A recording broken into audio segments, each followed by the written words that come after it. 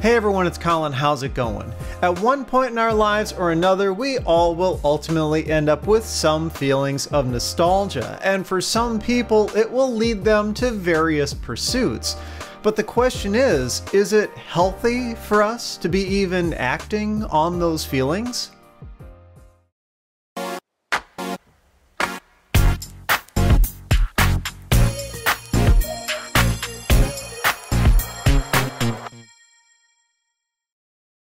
Alright, so this question was posed by a comment on a previous podcast episode. You know, sometimes these episodes are very highly technical in nature, where I tell the story behind something or explain how something works. We have discussions along those lines.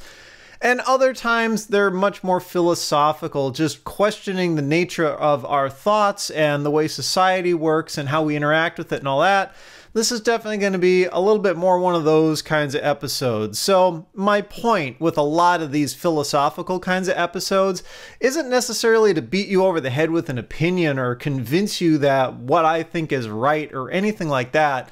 My only hope is really to spur thinking on your part. I don't necessarily think I even have a definitive, real answer that everyone can necessarily agree on with this one, but I think if everyone looks at this topic and kind of comes up with a good answer for themselves and reasons through it, then my job here is done. Anyway, so we're talking about nostalgia, and it's a thread that has run through a lot of my previous episodes, if not most of my channel since its inception. The concept of going back to formative years in our lives, things that made real impressions upon us, and wanting to relive that experience or remember them again. I mean, you know, they say that your teenage years are perhaps the most impressionable period of your life. You're going through a number of changes, both physiological and psychological. Your brain chemistry is getting all sorted out. You are halfway to being an adult and on your own, but in some ways you're still being treated like a child. You have an increasing number of responsibilities, but as a teenager, you also have tremendous freedom. So it makes a lot of sense that the things that you did and the experiences you had as a teenager will stick with you really for the rest of your life in one way or another. Maybe it won't be at the top of your mind all day, every day, but even the smallest little thing many, many years later can sometimes trigger this huge wave of memories and emotions to come back and remind you of things from that period that you hadn't remembered for years or decades. And it still happens to me every once in a while. And as I think we approach middle age, at least as we get to our late 20s and early 30s, those feelings of nostalgia really start to pick up and become more common, mostly because time has passed and things have changed sufficiently in our lives and in society and everything between when all those events originally happened when we were teenagers and, you know, later on. Most of the time, those memories are fond. I mean, yes, we certainly can remember back to periods of our lives that weren't so good, or certain events or certain things that evoke negative responses emotionally, but I think for the vast majority of the time, when we think back to when we were kids and teenagers, for most of us, the memories are fond. And I think we tend to gloss over those negative parts of our past simply as a way to move forward. And ultimately, I think that can be good. I think if we, as a society or as a species, were to always have those bad memories of the past affect us as emotionally now as they did back then. If we remember back to something that really made us angry or sad when we were a teenager, and it evoked that same raw emotion now as it did back then, the human race would just be this giant mess of nervous wrecks. You know what I mean? Like, we need to be able to put some of that negativity behind us and remember our past fondly. Now, why psychologically that ends up being the case, I'm not sure. And one of these days, I will actually just go in and do some real studying on the psychology of nostalgia. I think that might make for a really interesting and fun kind of podcast. No doubt it's a very deep topic, and I want to do it justice. So eventually, someday, that'll become an episode. But one thing that I think we can analyze and just kind of conceptualize, because we've all gone through it, or at least most of us have gone through it, is how nostalgia can manifest and how it can affect us. And as the teaser on this episode suggests, like, should we even really be giving into it? Is nostalgia ultimately a healthy thing or not? Now, I think nostalgia, of course, can take many forms in terms of what it evokes, right? For some people, that nostalgia is from when they went to certain places or did certain things. For other people, it was people they met, people they knew, experiences they had. And yet for others, it was things they owned and things they learned and things they experienced in a more kind of tangible sense, and not just, oh, I remember back to my first job when I was a teenager, that kind of thing, but more of a, oh, I remember owning this particular video game console or this particular computer, and I had all these accessories for it, and I spent hours and hours learning it and all that kind of stuff. It can really vary for people, and how people respond to that nostalgia can follow in like. You know, maybe it was, oh, I remember we went to this one place when we were kids for vacation, and I wonder what it's like now. And maybe as an adult, you want to go back there to relive it. Maybe it's the same as it was before. Maybe it's vastly different. Maybe it's someone you knew back when you were a teenager, your best friend, and you lost touch with them. And 20 years later, you want to reconnect and see how they're doing and see where their life has taken them. And you can kind of compare notes as to what your individual journeys have been. But for a lot of geeks like us, I think, it comes down to, kind of like I said, with the whole what we had, what we owned, what we experienced, what we learned. It comes back to, well, I want to own some of that same stuff again. You know, a lot of people, maybe they had a particular game console that they absolutely loved as a kid, and then they moved on in their life, and their parents ended up selling that game console in the garage sale, or it just got lost over time. They no longer had it. And that nostalgia manifests in this feeling of, well, they want to have another one of those again. They want to relive that experience. They want to play those games again. And maybe they've played those games a million times, but in another form factor or another way. Maybe they want to remember what it's like to put the cartridge back in the slot and hook it up to an original TV and the feel of the controller. Maybe they, you know, holding that controller again will remind them of what exactly the buttons were like. Oh, I remember the D-pad on this controller was really good, or oh, I remember the action buttons on this other controller were really bad, or something like that. It's ultimately going to lead geeks down the path, I think, more of wanting to effectively just collect stuff. And that collecting stuff can be both good and bad. That collection can be stuff we had in the past. You know, that console that we used to have as a kid, that computer, that whatever, that technology we had when we were younger that we loved. We absolutely loved. It was a huge part of our lives, and for whatever reason, it fell out of our lives, and we want another one of that again, that exact same item. And I'm just as guilty of this too. In fact, you can't really see it in the shot, but right up here in the corner above my shoulder on the top is a particular laptop. And I'm going to be doing an episode on that particular laptop someday. And I don't want to spoil it, but it's a machine that I had as a teenager. And it was very important to me. I learned quite a bit from that machine. It meant a lot to me. I had a lot of really good experiences with that particular model of laptop. And it's one of those cases where it just got lost to time. I remember I took it with me to college, but it was outdated by then. It just sat on a shelf for a while, and then ultimately I gave it away, thinking, you know what? my time with this machine is done. I didn't really have any feelings for it anymore at that point. I had moved on to newer, better computers, of course. It had been, quite a few years. The machine had outlived its usefulness, and I passed it on.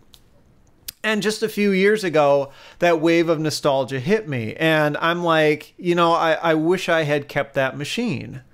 Partially because in the context of history, which we'll get to in a little bit, it ended up being a little bit more important of a computer than I realized at the time. It was way less common. It was a lot more groundbreaking. It was a bigger bullet point in computing history than a lot of people realize. And I had given that up, and I felt bad about that. So when the opportunity presented itself not too long ago for me to pick up another one of that exact machine, I jumped on it. It wasn't cheap. I'll be honest, I paid $150 for it. And that's, for some people, really stupid. Like, dude, why did $150 for an old ass computer? Why did you do that? And I'll be honest, I'm not going to be using that computer all day, every day. I mean, for the most part, it's just going to sit there on the shelf. Yes, I'll fire it up every once in a while and play with it, of course. But it's going to live pretty much the rest of its existence sitting as kind of a museum piece for me to just look at every once in a while and fondly remember. But that money was worth it to me. And of course, I'm not going to go off and buy every other computer that I used to have or always wanted to have. But that price was one that I was willing to pay because it ended up being worth it. It ended up being an item that I had been looking for long enough and was going to be relatively uncommon to show up, especially in the specific configuration that it did, that it ended up being worth the money. And if you amortize it out over however many years, I'm going to be having it for the decades, it's going to end up being incredibly cheap. But for some people, it's go out and buy the same item that they had. For other people, and maybe even for some of those same people, it's also go out and buy items that they never had. And I've done that as well. And this is generally where collectors kind of come into play. People who want to pick up one of everything from a certain generation of something or a certain class or type of something. Video game collectors, the people who want to have a complete collection of all the NES titles or Super NES titles or Genesis titles or anything like that. I mean, they didn't have every single Super NES or NES game as a kid. These are people who had probably a few games back then and now are deciding that they wanted to expand on that. So there are definitely pros and cons to this approach, and I think the individual response that each person has to those is really what's going to dictate whether it's healthy or not. So some of the pros to, like, going down this path of feeding our nostalgia, of us going beyond just sitting there fondly remembering something and actually taking action to feed that even further. Obviously, it's going to help us learn, right? In one way or another, we're going to learn either more about that particular item, like in this case of this laptop. I didn't necessarily learn more about the hardware itself when I took it out of the box after buying, the used one not too long ago. I remembered all the stuff about it because I was pretty well aware of how the machine worked and how it was put together and everything from back when I originally had one of those.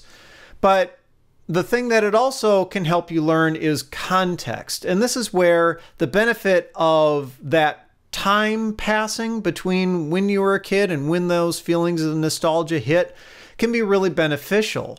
I'm starting to learn now just what place that particular machine had in its time period, where it fit into computing history. It wasn't necessarily a very big role, but it was a turning point of sorts.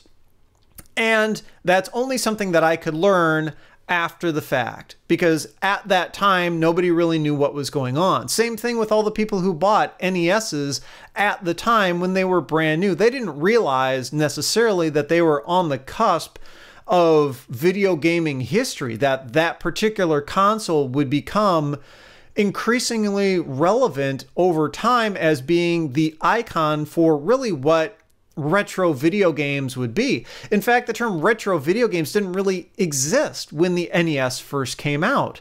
And so it's only later that people really realized where it fit in, and they started to learn more about that kind of whole ecosystem and that time period and putting pieces together. So there's a real benefit there. We may already know everything there is to know technically about that item, but having it, pursuing it, and trying to expand on it can only help to further our knowledge, and that can be really exciting.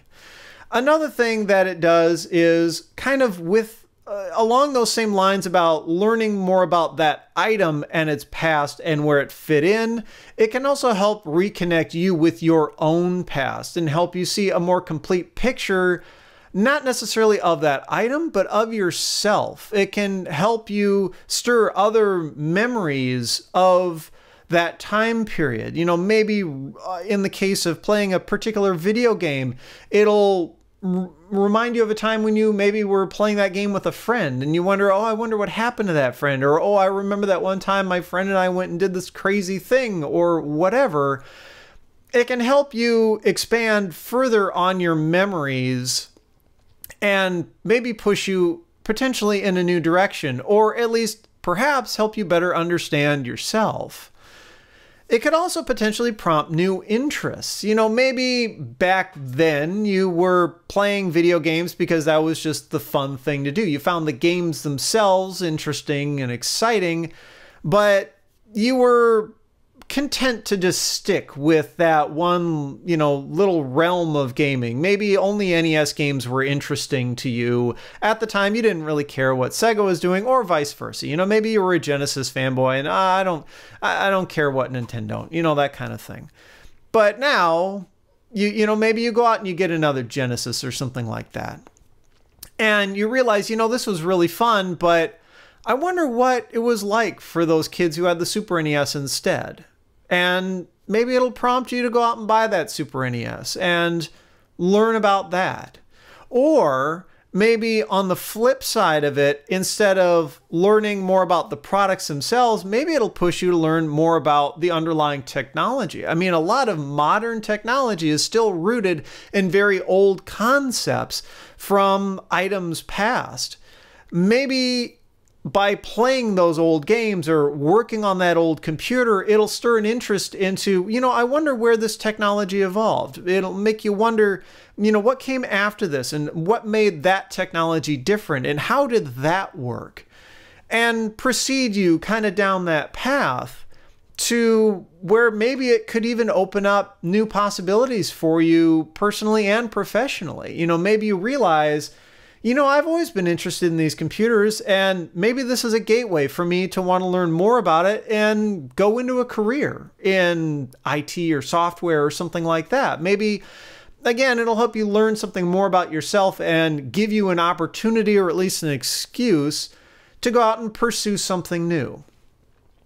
In some ways, nostalgia can also help us preserve cultural heritage. And what I mean by that is, you know, we've got plenty of museums and history books and all this kind of stuff to pass along to future generations, basically what humanity is like, what has come before. And a lot of people generally agree, I think almost everybody generally agrees, that we need to know where we came from in order to understand where we're going, and also to prevent repeating mistakes from the past. There's a saying that I absolutely love, and it is, a smart person learns from their own mistakes, but a wise person learns from the mistakes of others. That's the purpose that history serves. If you smash your finger with a hammer while trying to drive a nail, you know, you do that enough times, you learn, okay, well, maybe I need to be more careful when hammering nails or coming up with some other way to hold the nails. But if you see somebody else smash their finger while trying to drive a nail, you are wise to learn from them and go, okay, well, you know, I saw what they did when they did that, and I saw how the hammer slipped or whatever, and maybe I'll come up with a better way of doing it so that it doesn't happen to me. And so preserving cultural heritage can be really important, I think, not just from a people did this and said this and this is the way society acted or reacted during a time period, but even into the nitty-gritty of technological progress, because ultimately technology comes down to people, right? Technology isn't there to serve itself. We aren't at the point where we have the robot apocalypse and AI is taking over the universe and humans are just here along for the ride. Ultimately, the technology exists and is invented to serve us, to make our lives better or easier or advance them. And so to understand where technology has come from and gone is to also better understand humanity and where society has come from and gone to. And so by feeding into nostalgia and learning more about that technology that came in the past, at least in the scope of, geeks, it can also help to understand where society has come from and where society is going. And that's really important information to preserve and pass along. So we've got museums and various, history collections and that kind of stuff, but there are very few of them that are large and established and official, comprehensive pictures of our technological history. You look at generally all of the, technology or computing or video game or whatever museums that are out there, they're all private run. There is no branch of the Smithsonian Institution that has all of the, IBM computers ever made between 1980 and 1990 in linear progression or anything like that. They're going to carry a few maybe representative samples, but there is no official, holistic, professionally curated history museum for technology. And maybe we should have that. But unless or until something like that happens, it's generally going to be up to individual collectors to go through and put that together. And for some people, they've got a small little museum, like, mine in the corner of my office here. And for other people, it drives them to actually open something bigger and available to the public, where they can say, yeah, this is a much more comprehensive picture of what computing or video games or other technology was like over the years and how it all fit in, to give people that history lesson. So by having people embrace their nostalgia, especially if they lived through it when that technology was new and relevant at the time, we're able to better pass along that knowledge. It's better to have someone who lived through it be able to articulate what that history was than someone who's several generations out trying to piece it together from various accounts. History tends to get fuzzier the further you go back. So to get as concrete of references and information put to paper or recorded now by the people who worked on that technology or directly remember it, the more we can do that, the better. And finally, I think in some ways, nostalgia and embracing it can be positive in that it's comforting. And for some people, it's a coping mechanism. I mean, I think it's hard to argue that these days in mid-2018, the world has become a little bit scarier than it has in the past. There's more civil unrest. We tend to disagree with each other a lot more. And when we do disagree with each other a lot more, we tend to do so much more loudly and much more impactful. There's a lot of stress that I think a lot of people are going through, especially with the cycle of 24-hour news and all the bad things that happen getting pushed further and further up to the surface. It just seems like lots and lots of stuff is causing people stress. And by being able to kind of dive back into our minds and remember the so-called good old days, when things maybe weren't so stressful. Maybe they were back then, but again, because of the whole we remember things with rose-colored glasses type of approach, I think nostalgia can be very comforting. It can provide an escape that I think a lot of us need. Instead of being stressed out by modern technology and frustrating and, oh, we've got to get this working, I don't know why this thing doesn't work, we can go back to older technology for a while as maybe a hobby. And even if it doesn't work, well, so what? It's just a hobby. It doesn't have to work. Maybe you're struggling to get an old computer up and running again. There's some part in it that's being flaky and you're trying to troubleshoot it or whatever. Well, you don't need that piece of technology to work. You don't have to make it work right away. It's not as critical as if, say, you need your modern computer to do your job, and suddenly that thing flakes out and now you're stressed out, oh, I'm going to miss deadlines, that kind of thing. if it's a hobby, it's a hobby. Who cares? Just, you know, go back to it again the next day. It can be relaxing and fun to kind of delve back into our nostalgia like that and provide us that time of relaxation where we can just shut out the rest of the world and maybe give ourselves a break. But on the flip side, nostalgia can definitely have some negative aspects and impacts. The first, of course, is that it can be expensive. Part of that is because a lot of these older items, if you wish to collect them, become rarer over time, so prices go up. The other part, though, is that it seems like generations tend to have nostalgia hit all at the same time. A great example is retro video games. You look in, say, the early 2000s, mid-2000s, an NES with a handful of games in good condition didn't really go for a ton of money. Same thing with other consoles from that era. They just didn't go for a ton. Once they were no longer, you know, recently relevant, once they had been long surpassed by newer consoles, well, you know, it was just stuff that had been sitting in somebody's attic and they didn't really care anymore. They wanted to get rid of it. So sure, 10, 20 bucks, whatever, you can have the whole lot. It gets that out of my way, you know, that kind of thing. Now, you look at prices on some of those things and they're ridiculous. Here's a great example. So one of my, I don't want to say favorite, but most prized video games themselves is a copy of Conker's Bad Fur Day for the N64. It was kind of a weird game for the N64 in its own right because it was more adult themed, and Nintendo, even at that era, was still trying to cater more towards a kid-friendly kind of audience. There were some other exceptions like GoldenEye, that kind of thing, but I bought a copy of Conker's Bad Fur Day in the early 2000s used for 30 bucks. And that was even then kind of expensive. Just the other day, I was at a used retro video game store and I saw a copy sitting on the shelf with box, which inflates the price a little bit, but a copy of that same game with box, they had it marked for 200 bucks.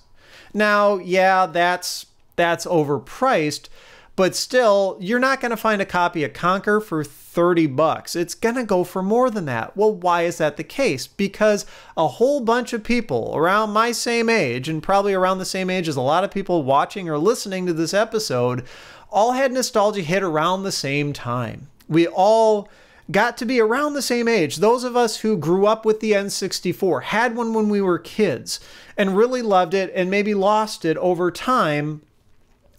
We all reached that same point in our lives later on and wanted to play that game again, wanted to play that console again. And of course, because of supply and demand, the prices go up. So to feed that nostalgia, depending on if you're doing it as part of some other wave of other people who also have that same nostalgia, which there's good chances that you are, it can be expensive to do so. So there can be some pretty ridiculous costs. Like I said with this laptop, I mean, for all practical purposes, the laptop is worthless. It's not capable of doing any meaningful work. It's long since obsolete. Why is it worth 150 bucks to me or to anybody else? Because that's the average selling price for it. Well, there aren't very many of them left. There weren't very many to begin with. It wasn't a very popular model. But as time has gone on, there were fewer and fewer of them available, and those who remember that machine from back then are feeling nostalgic about it, ding, ding, ding, myself included, and were willing to pay that kind of money. So if you really want to go whole hog into feeding your nostalgia, it can cost you a lot of money. And what's more, to kind of move on to my next point here, it can be addicting or compulsive. You can get sucked into this. You can decide, you know what, I want to have a complete collection of this thing, or I want to expand my horizons and have a whole bunch of other similar stuff and all that. And it can drive you to spend a lot in terms of money because those items are less common, they're rare, they're expensive. Or it can also cause you to spend a lot of time. Maybe there's one particular item that you really, really want to have that's incredibly rare, but that thrill of the hunt has really captivated you. You realize that it is unlikely you'll ever get that item, but you just can't let that go. And I can completely sympathize with that feeling too, because there's another laptop that I really want to have. I've never had one in person. In fact, I've never seen one in person. It's particularly rare. In fact, exceedingly rare. And I've been keeping an eye out for one off and on for the last 10 years.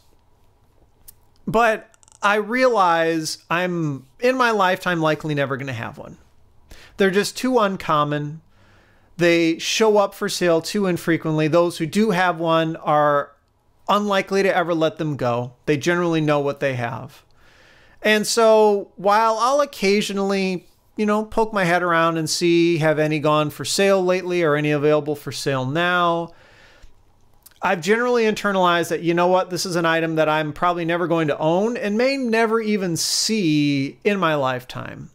But some people can't necessarily come to that self-realization. They're always holding out that hope. Oh, if I just drive to this next flea market, if I just go to this other video game, store, if I keep up the hope, maybe I'll find that one elusive item, and not necessarily realizing, the harder you look for it, maybe sometimes the less likely it is you'll find it. Maybe you should just let go of that one. It can also be isolating. Nostalgia can be, that double-edged sword about, yes, it's a very comfortable and easy feeling. It's a great coping mechanism. It lets you kind of slip back inside your own mind, if that makes any sense, to relive your own memories. But your memories are yours. And yeah, you can have shared memories with other people. Oh, I remember playing that game. But your distinct memories of playing that game are going to be different than somebody else's. So in some ways it's isolating. Maybe socially, maybe it involves you just, playing with all this old equipment or technology or whatever down in your basement. Maybe you just spend your evenings and weekends at home just, feeding that nostalgia by, playing old video games or whatever by yourself. In other ways, it can be culturally isolating if you feed into it too much. If you go down that mental path of, oh, I remember the so-called good old days so much, and oh, I remember all these things, they were good and they were fun, and it was carefree and all that, it can kind of lead you down that path of the stereotypical, well, everything new sucks type of mentality, right? Oh, I don't like any new music because it's like this. I only like the music from back then. Well, that's nostalgia blinding you to the reality of the fact that things change, right? You just want to stay stuck in that time period when things were best and easiest for you. So nostalgia can keep you from embracing new things necessarily if you let it. But I think in general, the best approach is going to be kind of a moderate one right down the middle in terms of what to collect and how to feed your nostalgia. Pick what nostalgia means the most to you. Don't try to go after everything. Don't try and be like, I want to recreate my childhood. Don't try to be like, well, I want to, have all the same video games that I had and all the same technology that I had, and I want to listen to all the same music that I used to listen to and all that. Don't try to recreate the world as it was during that time period just because it makes you feel good. Pick some specific things that mean the most to you and only pursue them. Limit yourself to only the most relevant or interesting items within that scope, right? So if, let's say, you want to pursue retro video games and your console of choice was the Super NES, I don't think it's necessarily going to do you any good to go out and try to have a complete Super NES collection. Not very many people do that.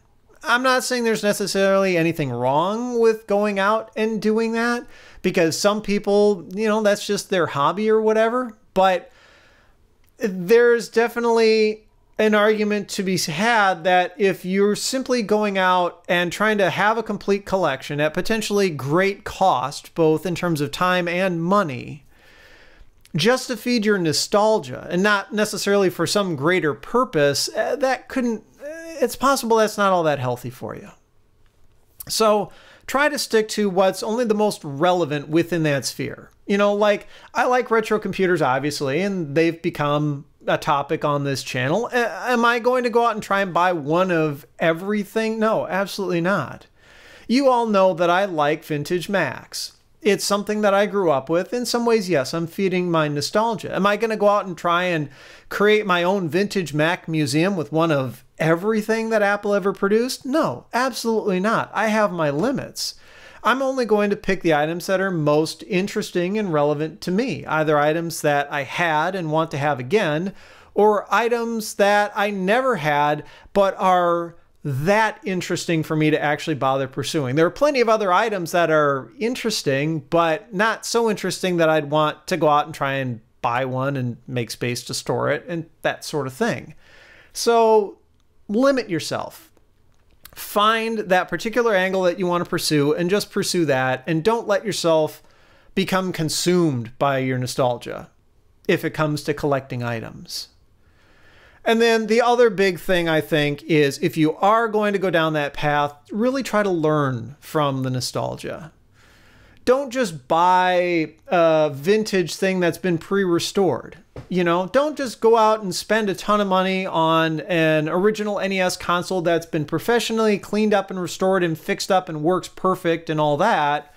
You don't really learn anything from that. Go out and find a beat up one. Go out and find a couple of beat up ones. Beat up ones are actually pretty cheap. And learn how to fix them up. Learn how to clean up the casing. Learn what the blinking light of death is all about and how to fix that. Learn how to do component level replacement. You know, maybe there are capacitors inside there that have gone bad over the years. It'll teach you to learn, you know, it'll teach you how to solder. It'll teach you how to do all these other things. And you'll get more than just the benefit of having that console again that you can play games on to feed that nostalgia, but you'll also have grown as a person as a result. You're not just going backwards in time, you're at least bettering yourself. And you have the benefit of using the nostalgia as an excuse to do so. And you can use those skills moving forward. Or instead of just practical skills, learning to solder or that sort of thing, maybe look at it from a more conceptual point of view. Learn how the thing works, you know, from an electrical circuit wise, or from a code perspective. How did the NES work? You know, maybe that's something that's interesting to you. Go learn that. Figure out how all that worked, either on your own or from others. And you know what? Maybe that'll push you in a new direction. Maybe it'll prompt you to want to learn, okay, well, I know how the NES works now. I wonder how the Super NES works. I wonder what, you know, what technological progress happened from a bits and bytes and voltages kind of perspective between those two consoles, just as an example. And who knows, maybe it'll push you to want to learn even more new stuff. It may even push you towards a new career like we were talking about. Overall, don't let your nostalgia just be an escape. Let it help you become a better you. And then finally, as is often the case with geeks, and we're introverts, a lot of us are, which is another podcast topic that I need to cover at some point, by the way. Don't let nostalgia isolate you. Use it to connect with others. I said that there, you know, are memories from these things from your past that only you have. And they're never going to be exactly the same as memories that other people have. But you know what? They're going to be very similar. The exciting thing, though, is you can learn from other people and other people can learn from you. Yeah, maybe you both owned that same item. Maybe you both played that same video game, and your experiences may be a bit different between the two, but that can be a good thing. Maybe they have insights into that item or that technology that you never were exposed to back then, and vice versa. It can be a great way to connect with other people and further your knowledge and maybe take your own nostalgia and learning in a different direction. So don't let nostalgia just confine you to your basement, you know, pecking away on a vintage computer keyboard. Use it to get out there and connect with other people and see where that takes you. Anyway, this was a little bit longer of a podcast episode than usual, but I think it's becoming increasingly relevant. As technology, especially older technology, becomes more socially acceptable and we see people more and more wanting to pursue it, and pursuing it in even different ways than before. Technology that was not socially acceptable back then is socially acceptable now. Like with video games, it used to be that, only kids played video games, and now you've got grown adults playing the exact same games, and that's totally okay. Another great example is I just picked up some new Legos the other day. I'm not that crazy about buying and building Legos, but this particular kit is of particular interest to me because it's very similar to a kit that I had as a kid. And for the 25 bucks that this kit cost, I found it worth picking up, if for no other reason than, it gives me an excuse for an hour or so to put this thing together and put it on my shelf and look at it every once in a while and maybe remember about the other bucket of Legos that I had when I was a kid. That's, of course, now long gone, but it also gives me an excuse to connect with some friends who are into Legos, and, now we have a new thing to talk about. Maybe I haven't talked with them about Legos quite so much. We have other shared interests, but, if I get back into this, even in a small way, maybe it's another talking point that we can have when we hang out. It's all good. Don't let nostalgia consume you. Use it to your advantage, I guess, is the whole point of this thing. Anyway, I'm curious as to your thoughts. Does any of this make sense? Have you had these same thoughts on your own? Is this something that you've been concerned about or worried about yourself? Whether you're going off the deep end into feeding your nostalgia, feeding your retro technology habit, or do you think you have it under control? Do you like the idea of sticking with fairly narrow subjects and just pursuing those, or do you want to just pick one topic and only stick with that in a more broad perspective? Instead of going really, really deep into some kind of technology, you have a pretty wide base that's fairly superficial. I'm just curious as to your thoughts, so be sure to leave them down in the comments below. If you are interested in an audio-only version of these podcasts, I have them available for Patreon supporters at all contribution levels. As little as $1 a month gets you access. They're just plain MP3 downloads. Plus, there's RSS feed support, so you get a private URL. You throw it into the podcast player of your choice. These episodes usually go up a few days before they're available on YouTube. It's just a way to help support the channel. I'd appreciate it if you check it out. Anyway, if you like this one, I would appreciate a thumbs up. Be sure to subscribe if you haven't already. You can follow me on Twitter and Instagram @thisdoesnotcomp. And as always, thanks for watching.